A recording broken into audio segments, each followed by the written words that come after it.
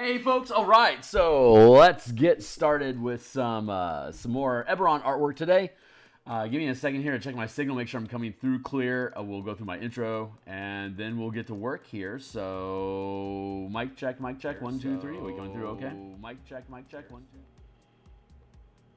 Yeah, sounds like it. Okay, cool. So let's grab that up. I'm going to post some links online, and then we'll get to work. So, if you're catching this in the future, hi. If you're, but you can skip past the intro if you want to catch up with the current moment. But for those of us caught here in time, in the moments of live streaming, hey, my name is Phil Kearney. I create role-playing games, I illustrate them, I publish them online, and I've been focusing my attention on Dungeons and Dragons. 5th edition here for the past, well, since 2017, when Guildmaster's Guide to Ravnica was released. That's when I started building 5e content. But I've been running games as a DM since like 1986.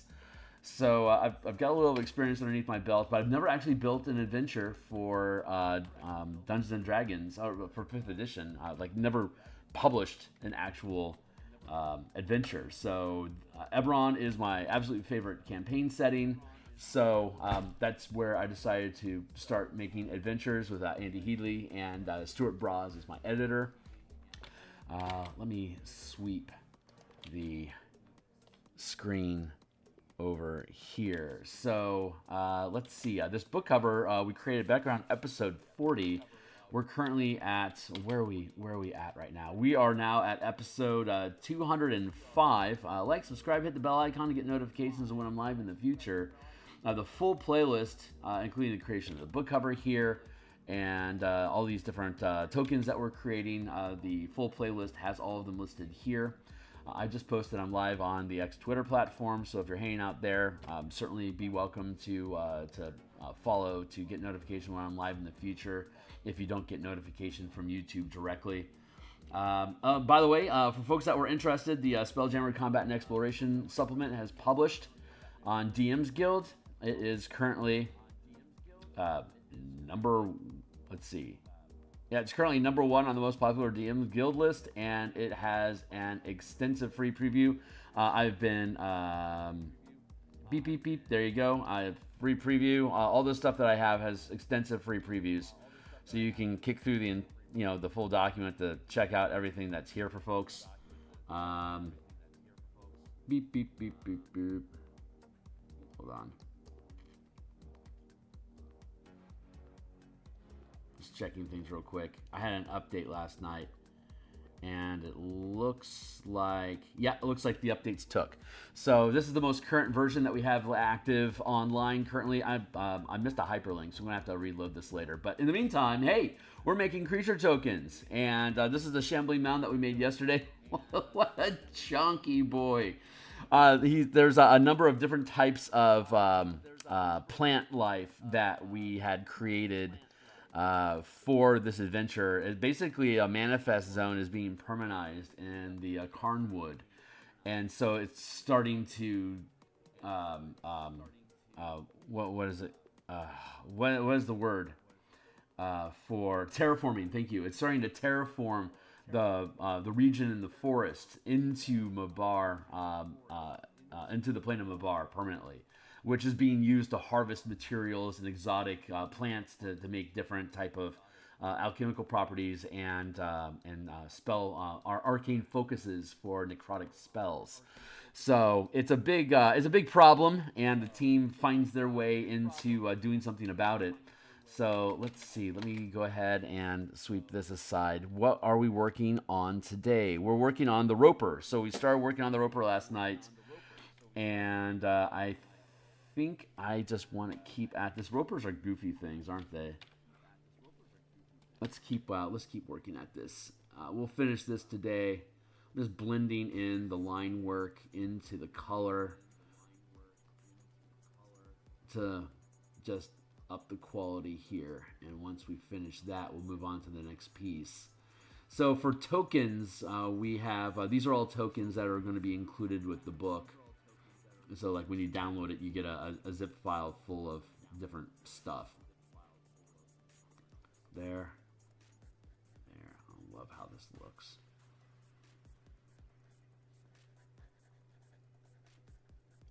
Let's blend that all in together here like that.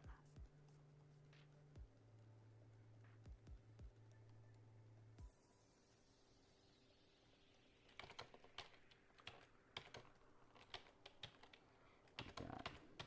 There we go, junky.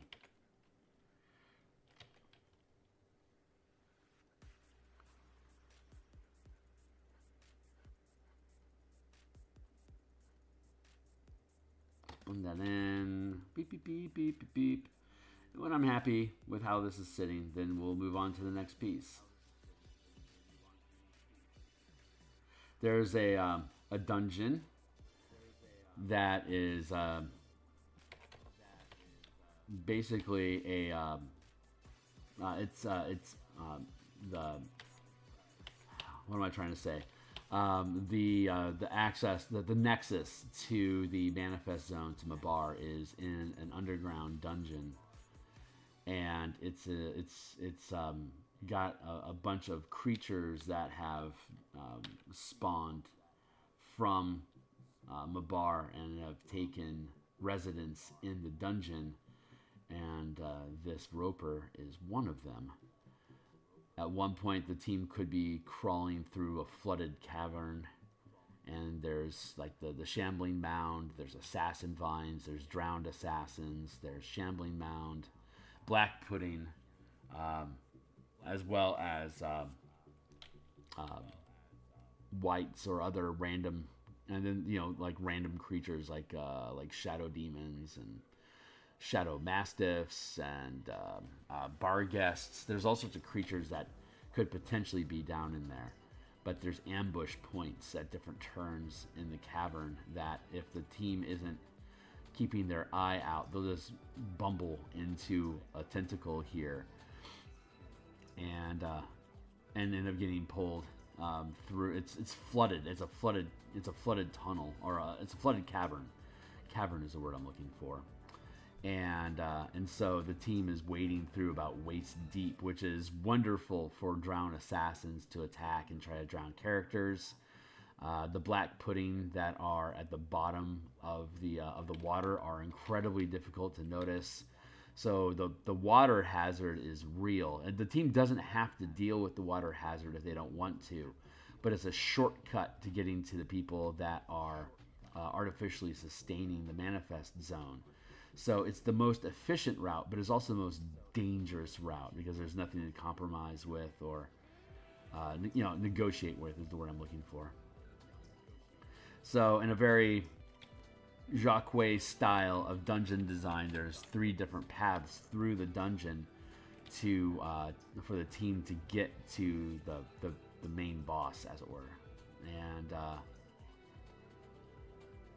so depending on which path they're on is going to change what type of creatures they encounter and what opportunities they have for like talking their way out of trouble or fighting their way through the complex, or using stealth to kind of Scooby-Doo their way around the place to avoid conflict and conversation and just to sneak their way to find the objectives that they want. And depending on who is their patron during the adventure, like who recruited them to participate in the adventure, is going to determine what their objectives are, which will prioritize what kind of encounters they're going to naturally bend towards.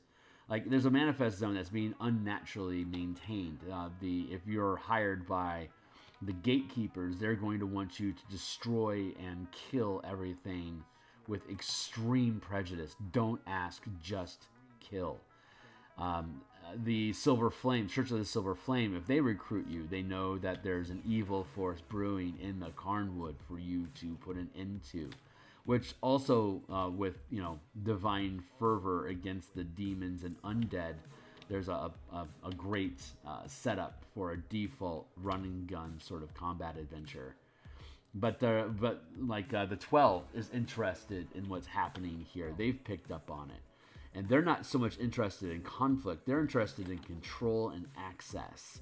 So you can go on a stealth mission to gather information and basically open the door to let their experts in to try to steal more information from the place. And you get, your success is basically measured by how much information you're able to bring back to the 12.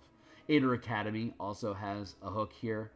Now they're interested in the artifact that's being used to sustain the manifest zone. So if you can get your mitts on the artifact and bring it to them, they'll reward you with access to the academy library and archives and troves.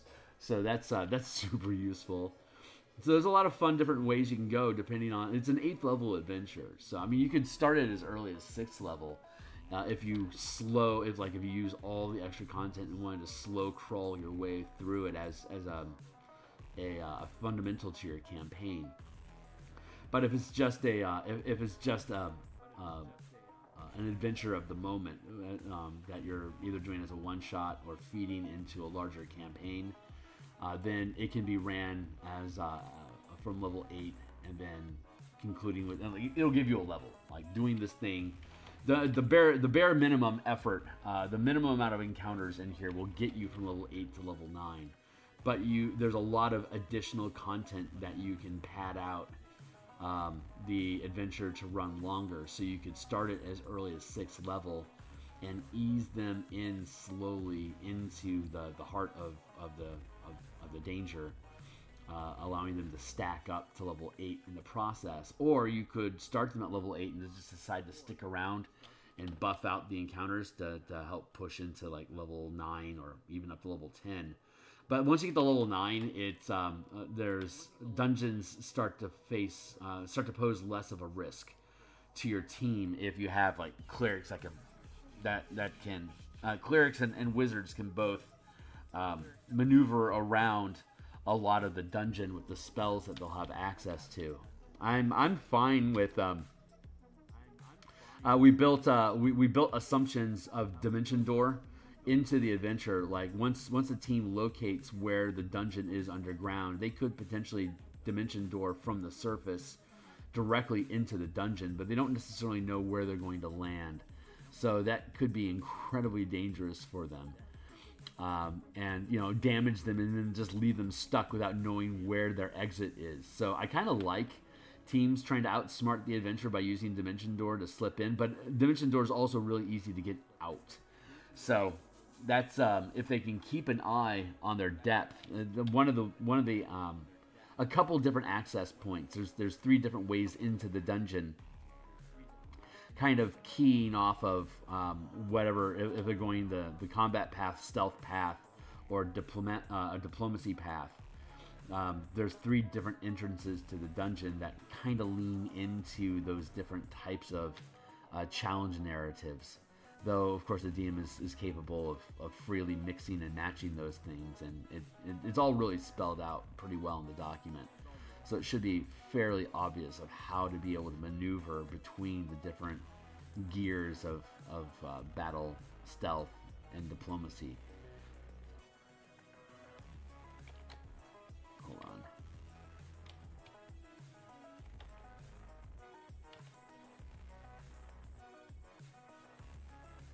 There.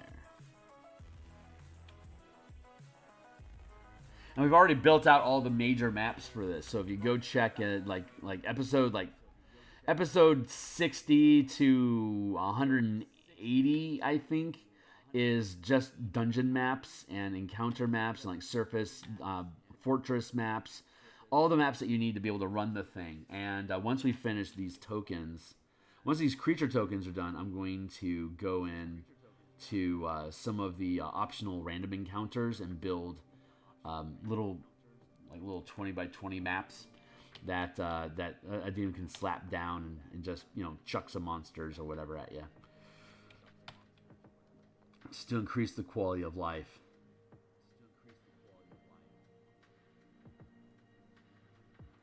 like make some generic forest terrain and some generic Mabar swamp terrain, just to make it easy for a DM to roll up a random encounter, slap down a map, and say, hey, here's what you're dealing with right now.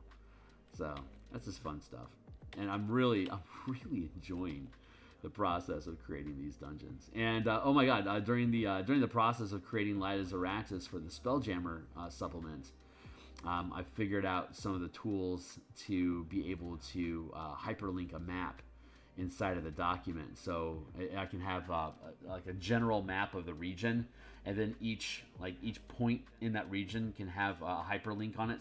So the map is hyperlink active to bounce you to different pages inside of the document once you start building it.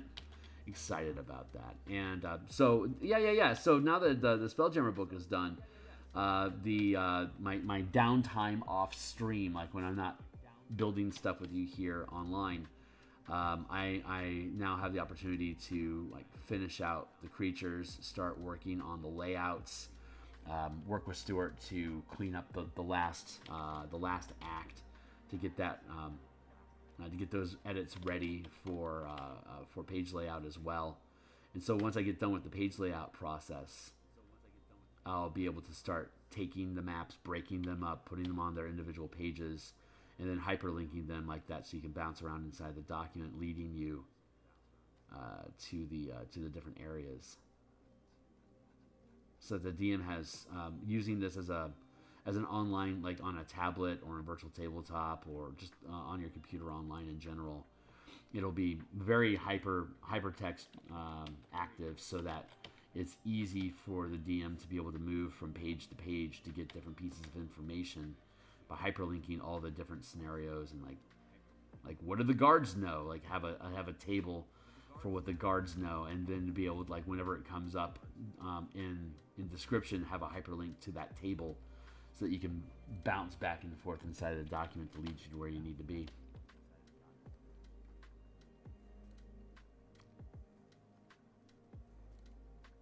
So it's the time spent building Light as Araxis was certainly useful in building information, like learning how to be able to do those things. And since I'd never built an adventure before for publication, most of the time when I'm running adventures, I have like a basic premise, and then I just I'm a very open-end sandbox sort of DM, where I like putting ideas together but not know what the solution is. But when you're publishing an adventure, laying out, like spelling out, like how different creatures or NPCs inside of the adventure are going to respond to different things that the players can do, like provide enough meat for people to get the vibe for what different encounters can be, so that the DM can riff off of it and make it their own. But being able to provide just some rudimentary information about how it operates, like how you can expect this roper to act. You know, like if you run across a cultist, what information would that cultist generally have? Check the table, and what are they willing to do? Check to see who they are. So that's if the DM absorbs the information, they can basically reconstruct and reconfigure it based on what their plot hook is. Will have different objectives, right? Like, I don't want to fight these people, but if I can intimidate them into giving me information, that's a box I can check off for the 12, for instance.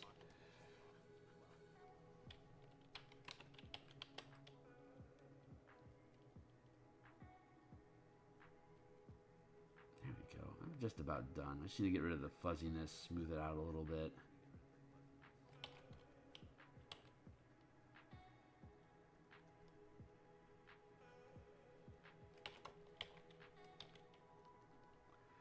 Well, hi, Claudia. Claudia, oh, hey, sorry, I'm blind. I've seen a few of your streams. I noticed that these tokens are always pretty small. Why not higher resolution? Because they're only 1 inch. Because they're only 1 inch tokens. On the board, this is going to basically fit a 1 inch square, or a 72 pixel square space. Like I use Roll20. Roll20's grid is 72 pixels. So this is a 300 pixel square. So there's no real need for me to have an insane level of depth because it's not supposed to occupy a large space. Plus, if I keep the resolution low, it's faster for me to be able to process them. And I kind of like the odd 8-bitly sort of feel to it.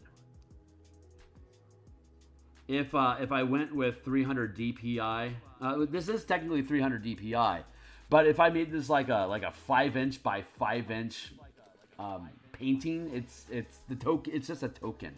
Tokens don't need that level of depth. So yeah, you've seen a few of my streams. You probably already know like how far down the rabbit hole I can go, even with this low level of resolution. When I actually get into a higher res map, like an environment map or something like from Spelljammer, for instance, some of those maps took me, or some of those illustrations took me like 30 hours to do. If I'm going to spend 10 hours on a token, I'll never finish. So providing the tokens as assets in the adventure is a quality of life benefit for folks that want to run the adventure that are willing to purchase it. But at the same time, I have to have a realistic time frame to be able to get things completed. So reducing the resolution of the color is a good way for me to be able to stay on point. And since like looking at your screen right now, this is roughly the amount of detail that you're going to get on Roll20. Like even if you zoom in on Roll20, it's not going to get much better than this. And at that stage, the resolution is pretty minimal. It's only when I really zoom in here to work on the specific details that the graininess of it starts to stand out. So understanding the medium that you're operating in is another, tool tip artists can take into account about, like, you know, when you're trying to build out lots of assets, where do you want to focus your attention on? And knowing how the medium, how the assets are going to be viewed in what medium is a factor in production efficiency. So I know you already said it made sense, but I had to let that all roll out of my face to get it off of my plate. Great question, though. Great question. And thanks for checking out some of the streams, man. I really appreciate that. This will be published on the DMsGuild, like all the other stuff that I make, and we'll see what Wizards of the Coast does in September Plus when they start converting over. I've gotten communication from the DMsGuild that they have indication that everything is smooth sailing, that 5e content is going to remain open on the DMsGuild, and that it's not going to get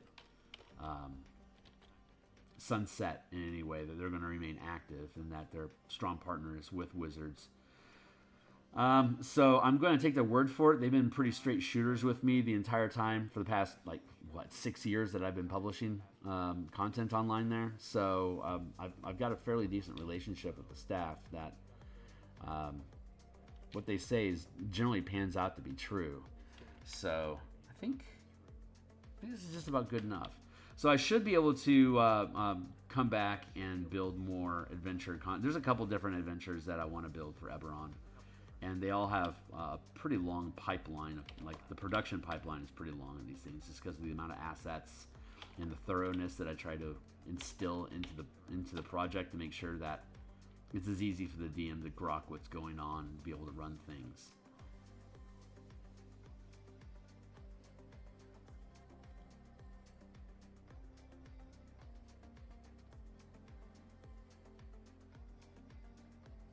I'll tell you what. Since you're here, let me take a quick tangent with you to go down to. Let's see. I want to pull up the color mana system that I built, because there's an Eberron adventure that I ran as a sample. Hold on here. Let's go to here, and then preview links, replacement, updates, videos, a review, creation. There we go. Babies with Knives. So, Babies with Knives is a That's right, it's not active.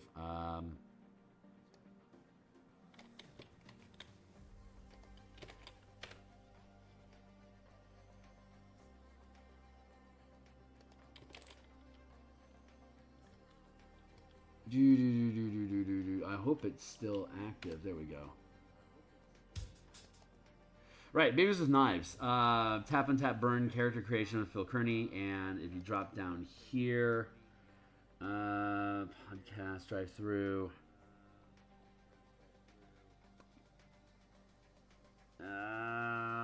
There should be.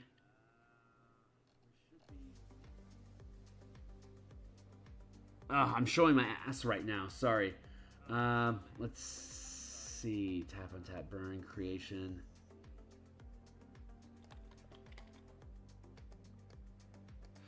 I did an Eberron adventure playtest with an adventure that I created that I want to convert into an actual adventure. Babies with Knives. I should probably update this. Character creation, interview, actual play. Here we go.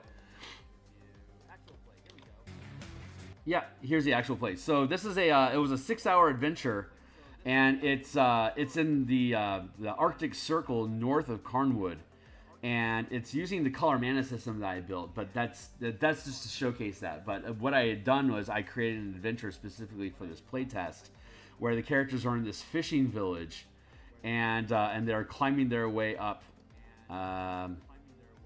See if I can move forward here.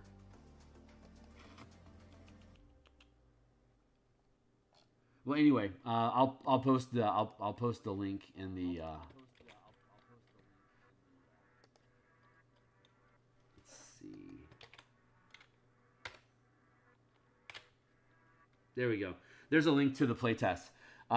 It was basically some people checking out the system that I built for color mana, but it's basically there's this is a frozen volcano, and there's it's cut off because of the character sheets, but there's a temple at the top here that the team has to go from the village to the top because it's being raided by cultists that are attempting to thaw out the volcano to destroy the environment. And so your team is in the process of attempting to stop it. And this is another example of like a Jacques style dungeon setup where there's there's an obvious long path that can be taken up during a blizzard, which is dangerous. But there's also a hidden path that can be taken inside the volcano as a vertical climb that you have to fight yetis and rimaraz and stuff like that while you're inside of there. And then there's also an airship that's over here that ended up being taken as research and stranded here. And if the team can jumpstart the airship, they can fly it up to the top of the volcano to then get to the temple quickly. But their approach is a little bit more obvious. So there's multiple paths that can be taken, and depending on what your objective in the adventure is, you could be there to help the village, or you could be the cultists themselves attempting to steal the artifact that keeps the volcano frozen. So there's a number of different directions you can take in this adventure, the same way as we're going with this adventure that we're designing right now. Depending on what your team's objective is, will change what information they have available to them and what path they may want to take to achieve their goal. So I'm looking after I build this one. That's a different adventure that I can start building out as well. And assuming this one does well, and it proves to be worth the time invested for having produced it, then I'm happy to build out that the frozen temple adventure that I was just pointing at. Yeah. So, but that's when I decided. I was originally building a book about how I build adventures, basically, like with that thought process in mind. That apparently Alexandrian had created a book in the meantime that addresses a lot of the same content, and Mike Shea's The Lazy DM approaches a lot of those ideas as well. But what I had done was I had built it specifically for Eberron, and I have a random. I have a. It's so funny with AI now. If you check out it was what was it, the player's handbook in third edition for Eberron. There was a random table for adventures in Sharn, with like the location, the villain, the twist, the motive. I built out D100 lists for those that you could just random up an adventure seed for like who your villain is, where is it at, what their objective is. Are there multiple locations that the team is going to go to by like lightning rail or airboat during different phases of the adventure? Who are all the villains? What's the twist? What's the goal? How is it related to the villain that's highlighted in it? And so as I was building it, the idea was to have these random tables to be able to create these adventure seeds, and then show how you can take that seed and build it out into a full adventure in this same style that we're talking about. And so that Babies with Knives episode, I just created a random adventure, and then I ran them through it, and they loved it. And so while we were building that book, I had to keep coming up with examples of like how do you convert combat encounters into stealth, like exploration encounters or social encounters.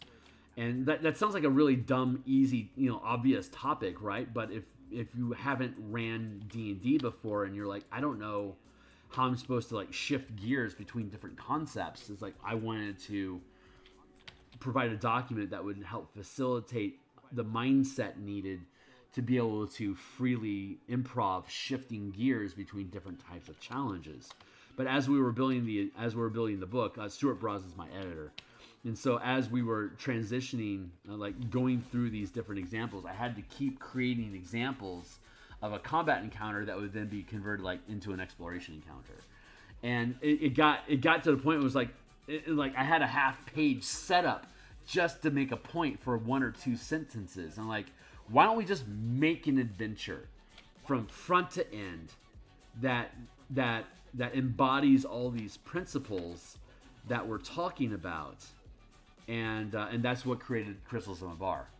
Crystals of Mabar is a case study in this fluid narrative adventure system where you can move between combat, exploration, and social encounters as your team moves through it, and like how you can shift the focus or your objectives to change how the team interacts with the same content from a different objective or perspective.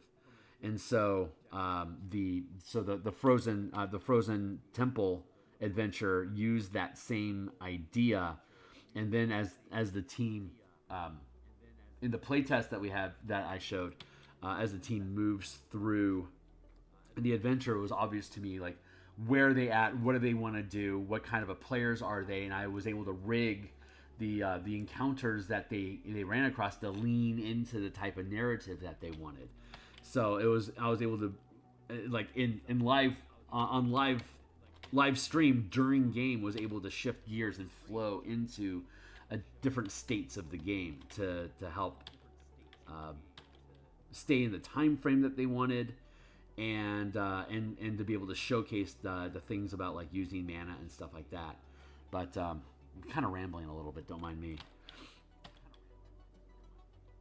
But this we'll see if the fates allow me to actually. It's been a while. That how-to book is basically been hanging out at the back of my workbench for the past 3 years. And in the meantime, other people have come out with other books. But it sounds like there's still enough value in these ideas that it may be worth for me to come back around and actually build out that book eventually myself. And like I said, it's all been built around Eberron because I love Eberron. But the D100 tables, I could do the same thing with Ravnica or Theros or Exandria or whatever. It's not the random lists is kind of the intro into it. Like if you want to just random up an adventure for Eberron, here you go. And while you're at it, here's a way to take those random points and build out a storyline behind it, and how can you tie different encounters and challenges to the storyline that you're just kind of randomly rolling up. And I could potentially build some sort of an app out of it, but a lot of it requires like personal like you can only app so much stuff, right? Anyway, hey Nitro, currently trying to grok the behavior and mannerisms of the goons sent by the 12 they have going to have. For those that don't know, Nitro here was one of my playtesters for a couple of the different sessions that we ran for this, and one of the sorties, and is also actively running it as a DM right now to playtest as a DM. I've had 3 different DMs run this aside from myself, and so far the general structure of it is proven to be pretty sound. Now it's just a matter of execution of the content. So, but I think probably in the next 3 weeks I should be starting on layouts on this, and we'll see if 3 weeks from now, if I've finished all the vignette maps and all the creature and NPC tokens and stuff that are going to be included with this. But we'll be transitioning into the page layouts and painting and doing all the interior art and all that stuff. Same as we did. If you check my Spelljammer stream, the 350 some odd episodes of that, basically walking through the entire production of that document. I'll be going through that same process here online as well. Once we actually get all the assets built and finalize the edits for the adventure. We're on the 3rd act right now. The first 2 acts of like the village and going into the forest, and then entering the manifest zone. That's all complete. Then the 3rd act is actually going into the final dungeon, to the Nexus, to fight the cultists that are establishing this manifest zone in the first place. That part is still in production, like it's still in edits, and we're still hashing out the details there. But that'll be finalized pretty soon. I think I'm pretty happy with this. I don't think I need to mash on this guy any further, so I'm going to move on to the next piece.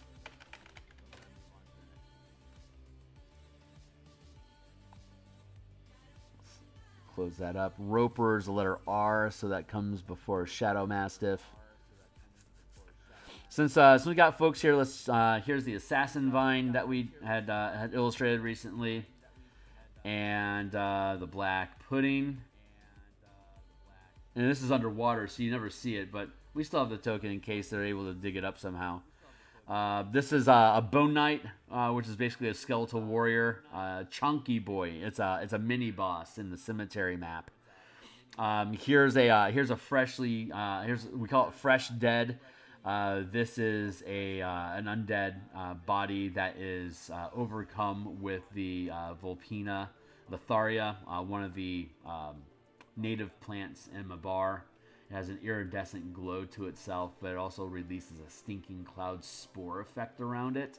So if you get into a fight with one of these chunky boys, if you hit them, they explode. So they're a melee trap. Taking them out with ranged attacks and AoE is the best way to deal with it. But if you're within 5 feet of them, they burst, and then you get sickened and lose your action economy, just like Stinking Cloud. Here's a ghoul that we created. A living grave. This is a monster generator, like in the Gauntlet game, the arcade game Gauntlet. They have these monster generators that keep spitting out monsters until you destroy the generator.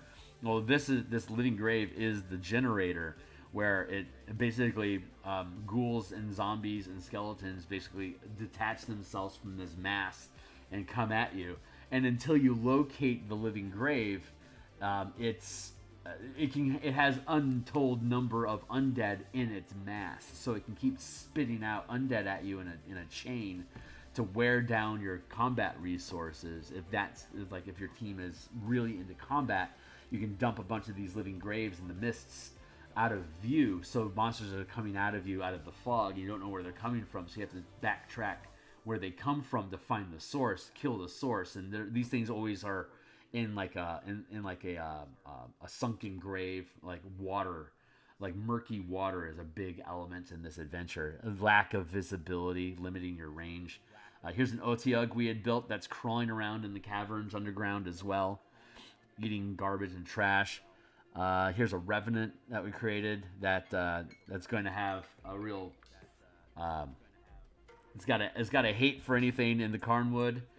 We just made the Roper. Here's a Shadow Mastiff that we had created. I've got a lot of chunky boys in this. Here's a Shambling Mound. There's a lot of stout, thick builds. I don't know where that's all coming from, but yeah, that's where we're at so far. So now let's see. We've got 1, 2, 3, 4, 5, 6, 7. We've got a half hour left this morning. We got 7 more to do. Let's go to our friend random.org.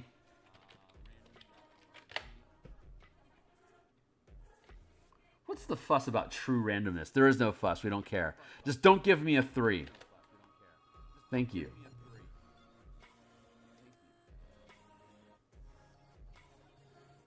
Get that stuff out of the way. 1, 2, 3. We're working on the Plague Oak. Cool. I don't know. Yeah. So this is the one in the manifest. The Mabar manifest zone rots vegetation, and or it mutates it. So one or the other. Most normal stuff just rots away and becomes sludge that then gets converted, terraformed into the natural soil of Mabar, which is a lot like Folger's crystals. It's like this little black gritty sand crystal stuff called, hence the title, Crystals of Mabar. But most vegetable matter rots, or it gets possessed and perverted into undead hate, and that's what we're looking at right now with this Plague Oak. Burp, burp. So I want to duplicate this layer. And I want to grab these things here and go B-dub, and then grab this. And go color.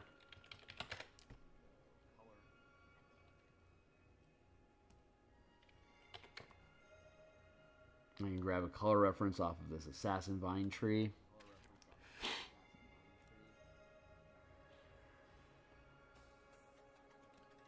As our base.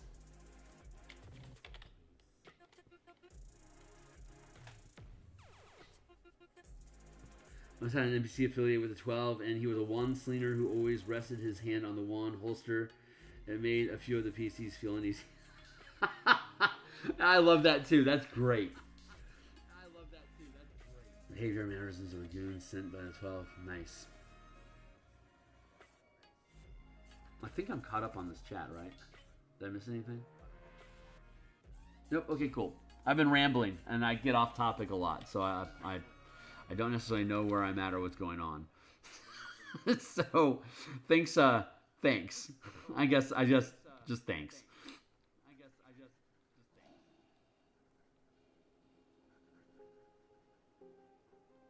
I think this tree's probably going to take 3 hours for me to resolve. Because once I start blending in the trees and stuff, it's going to... Once I start colorizing things, it starts to change the structure a little bit. So we'll get started today, and we'll keep working on it tomorrow. So I'm here 6 days a week, Monday through Friday, in the morning like this, same time. Saturday morning is my workbench where I work on whatever I want. I think I have a commission. I'm not sure if the commission is going to be up and running this Saturday or not, but it could be. I'm waiting for the details on it. I think I'm going to be doing a crow and a tree. Very simple illustration, but I love crows. And we'll see if that's active this Saturday or not. If it is, cool. We'll check it out. This will be me doing a commission. Otherwise, I just take something on my workbench and I work on it. Mondays and Thursday nights, I work on my B project. Eberron was the B project until Spelljammer finished. Now that Spelljammer is done, Eberron has become my A project, which we work every day in the morning like this. And I work on offline, away from camera. So Monday and Thursday is a B project, and then I have my game dev stream at lunch times on Mondays, Tuesdays, and Fridays. So I stream 11 times per week. just to keep folks updated on what's going on. And honestly, I need to. I like streaming because it helps make sure that I'm moving assets forward every day. Like the Spelljammer book took like 19 months for me to finish, but every day I was able to move the ball forward a little bit further just to keep moving forward until it finally finished, and then we published it. So this adventure will be the same way. We just keep moving the ball forward until it's finished. And now that it's my A project, it'll obviously escalate and move a lot quicker now. I think the B project, I think I'm going to work on fightercraft and ship mecha for the Spelljammer product released. I think I can pretty easily build a 20-page expansion of like taking the fightercraft mechanics that we built. And the fun thing about Eberron is that the ships are generally shaped like creatures. And one of the fun things that we did in that supplement was when you're at the helm of a spelljamming ship, you basically animate that ship kind of like a giant-sized wild shape effect, where the ship can move like the form that it's built. Like if it's an insect, you can move like an insect. If it's a fish, you can move like a fish. If it's a bird, you can move like a bird.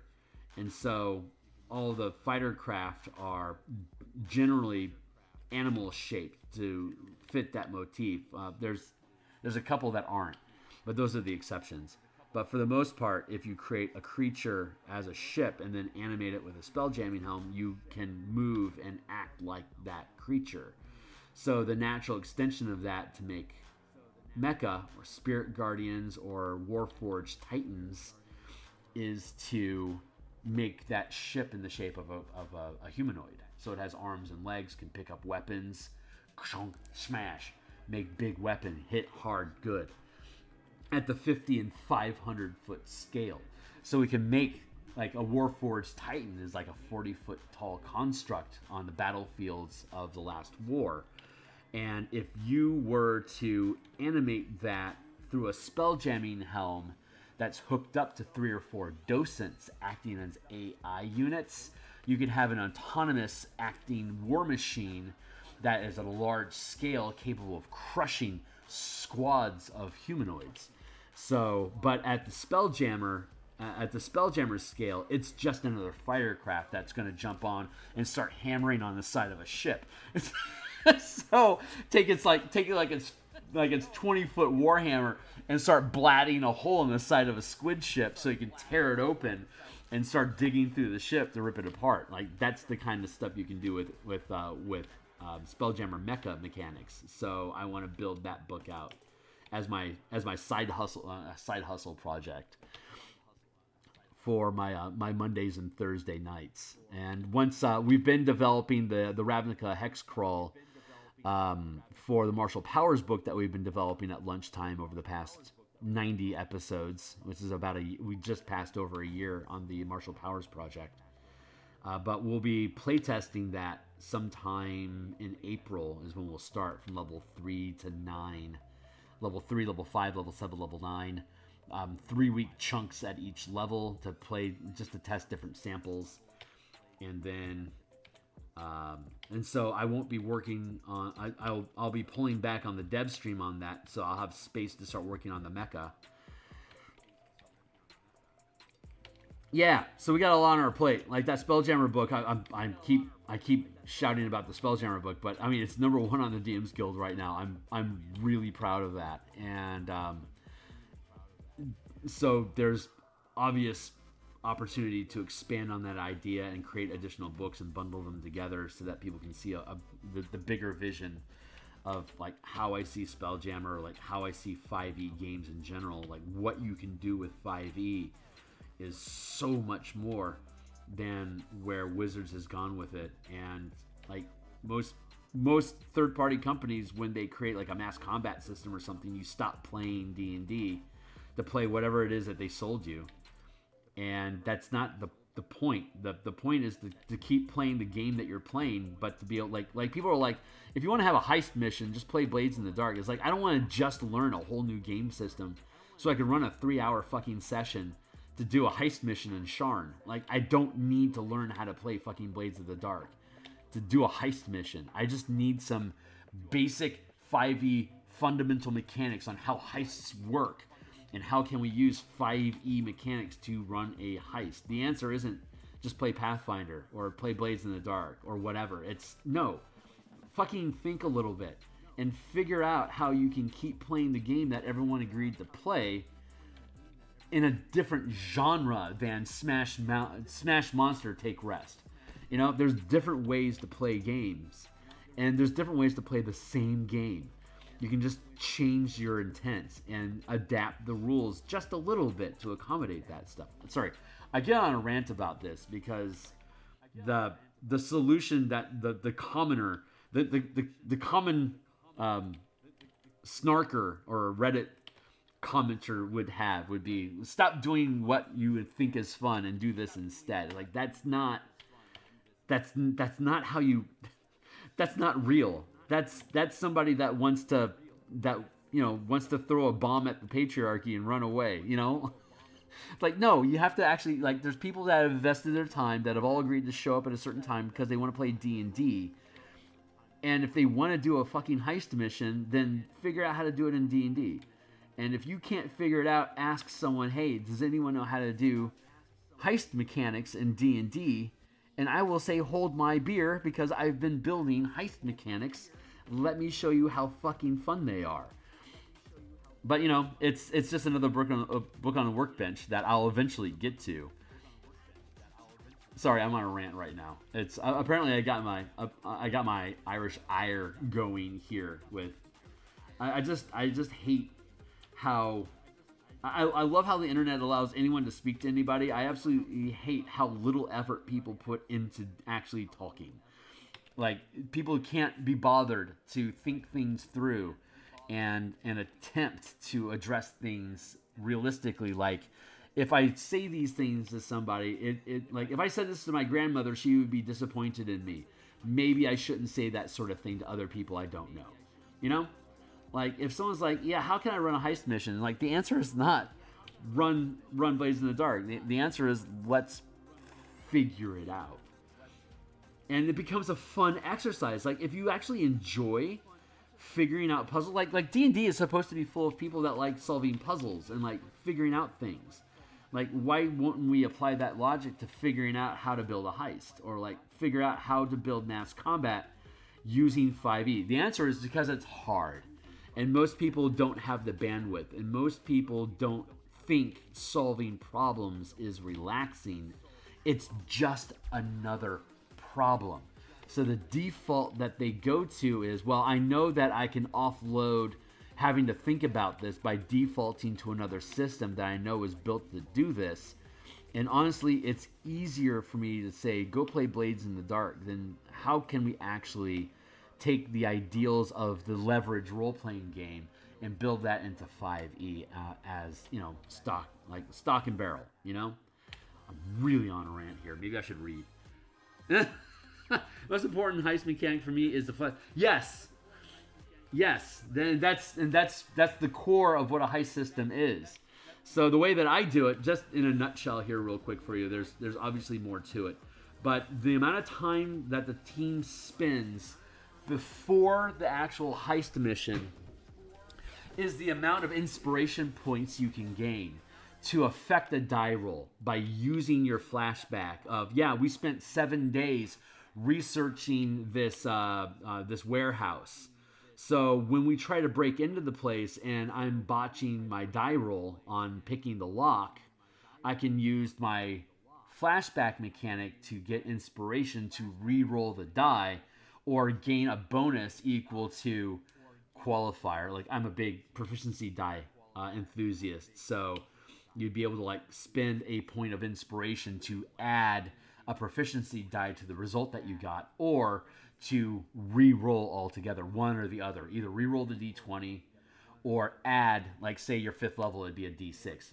1st level, 5th level, 9th level, 13th level, 17th level, d4, d6, d8, d10, d12, depending on the level of your character.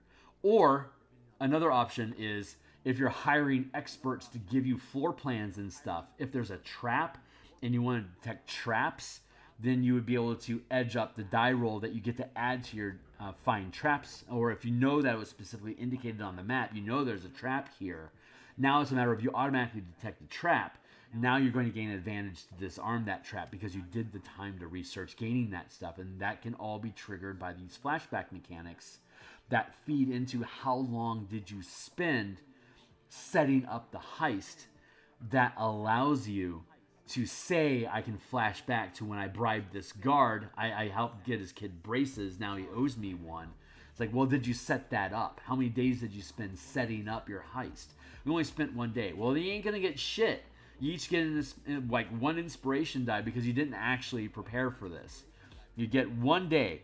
You get 1 re-roll die each. If you want to spend a month on this, then you're going to end up getting 1 day, 1 day, 4 day, 10 day, 17 day, and then 50 day would be a 5th. So you'll each get 4 inspiration points.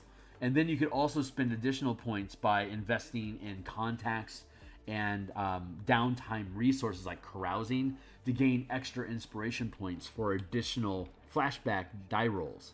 That's the easiest, simplest way to take 5e and to build simple heist mechanics out of it. It's just all the little nuances of like what kind of a contact do you need, how do you build those contacts, what's your downtime activities. But I have a whole book of downtime activities I've been building that lean into these mechanics. See, thing leans onto thing, leans onto thing, builds out all that stuff. I just like heist mechanics. So I think my home table in the Eberron Asteroid Belt campaign that I just started, I think they're going to end up doing a heist mission probably next month. So I'm the organization that they run, the Asteroid Mining Guild, has resources they can invest to gain to gain benefits like that they're currently learning how to manipulate. I should have an update for that next week. Not this Friday, but the following Friday. I should have a campaign update for that. So if these things are interesting, like, subscribe, bell icon, notifications, get alert, and tune in to find out what shenanigans we're up to. I hope I'm making sense today. I'm on a real tear, and I got a lot of ramble going on. Where are we at? 7:40. Still got 10 minutes. Yeah, I got 10 minutes. Set my timer. Reset my timer.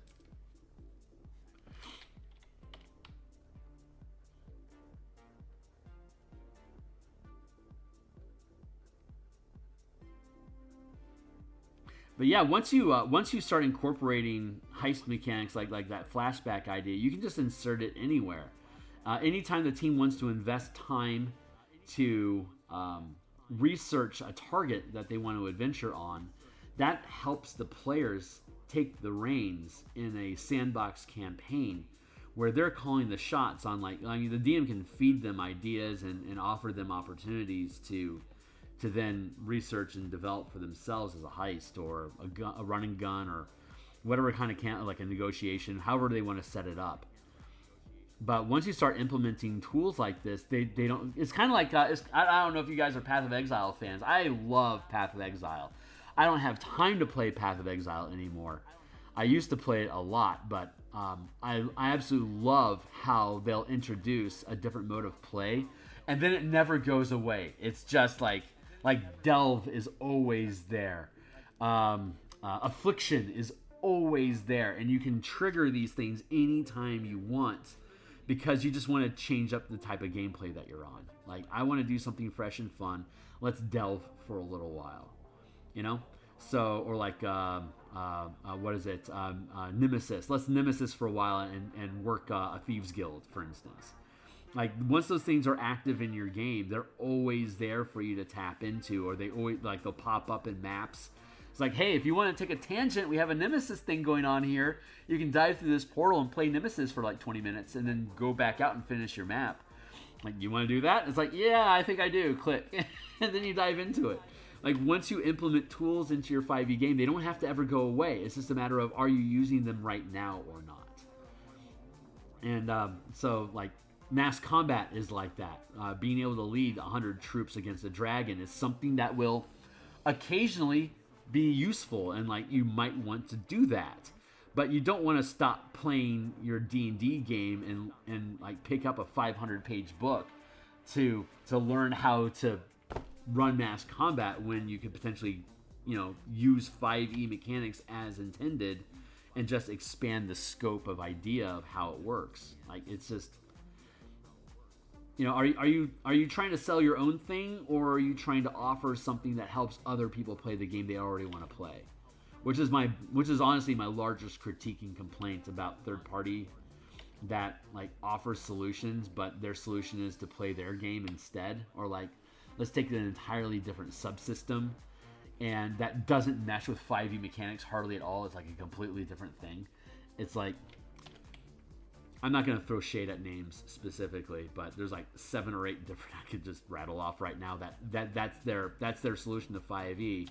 It's, we don't actually know how to make mass combat in 5e, so let's introduce a completely different game system to do it.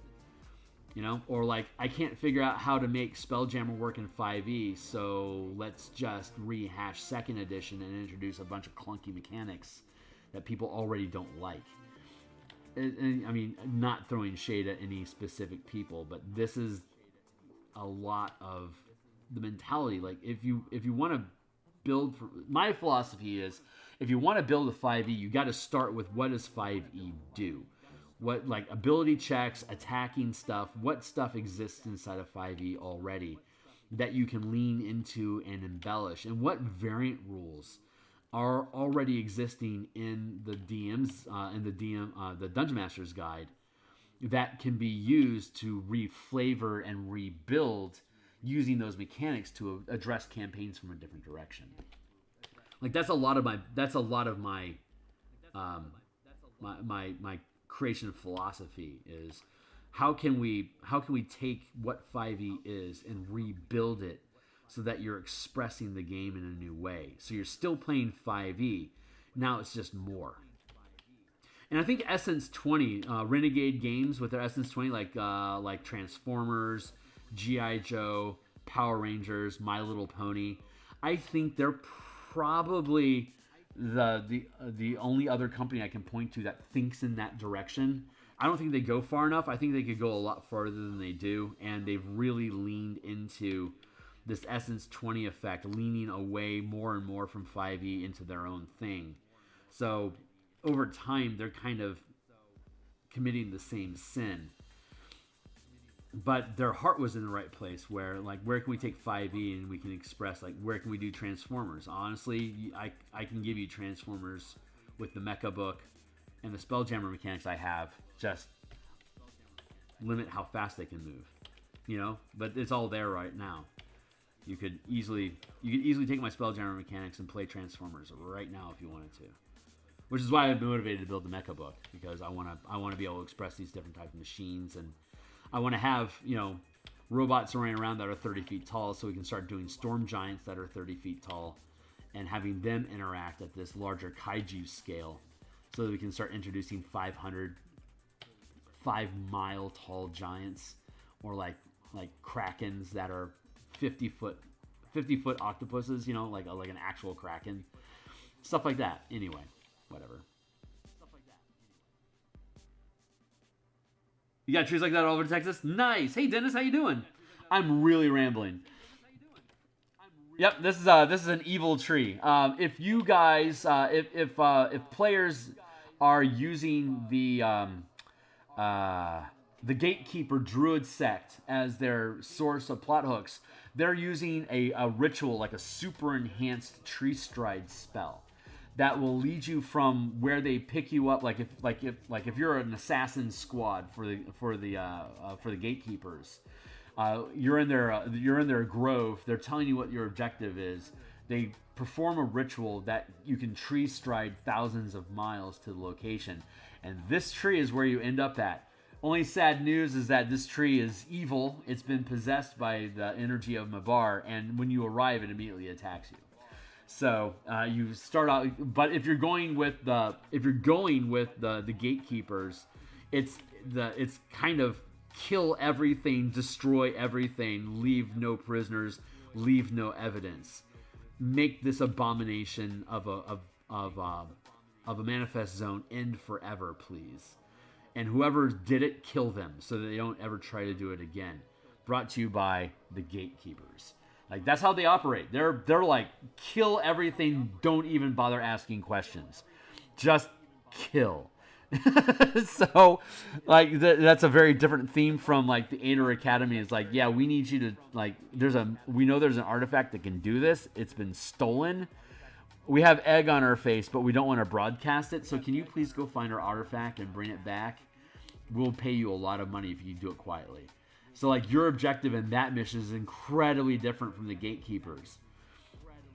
So, depending on what your team like what your players like to do, you can choose who their patron is to give them different objectives. Or if you're doing like a random one shot, like as a paid DM, you could have each player just randomly roll who their patron is, potentially creating PvP conflicts. Like, I want to destroy this artifact. Don't! I'm being paid a lot of money to bring it back, but I need to destroy it. It's evil. It's like, no, please don't. So now you have to suss out who's going to achieve their objectives and who isn't, and what compromises are you as a team going to make to achieve different aspects of it. It's like, yeah, we found the artifact, but it got destroyed. Sorry, we're going to have to let our Aether rewards go, but we'll still be rewarded by the gatekeepers. And so you can, like, pick those, like, what did you get promised by the 12 if you secure this area and give them the artifacts? Like, well, we were given A, B, and C. It's like, well, the Silver Flame, they were willing to give us X, Y, and Z. It was like, well, I actually kind of like that better. It's like, cool. Do you want to double cross the 12? They gave us all these resources to get access to this place, but do you want to betray them because we can auction off results to the patron that we like the most? It's like, yeah. Let's do that. Let's make a bunch of enemies, a bunch of very powerful enemies. Anyway, I'm really starting to geek out. I feel like I can fuse all these things together right now and start hashing it down. I want to duplicate this layer and then merge it. Merge. But, like, if this was part of one of my active campaigns, I honestly wouldn't care. As a DM, I really don't care. It's whatever direction they want to run in. I can build challenges and make them regret whatever decision that they made and make them feel like they made the right choice when they succeed. Like, that's my job as a DM. Make them regret their mistakes and make them feel like their successes were the absolute best choice they could have made. Like, if I can set that up, they're going to have a good time. That was my timer. Where are we at? 7:50. Ooh, Jesus, it's 7:58. All right, I'm going to have to put this on pause here for now.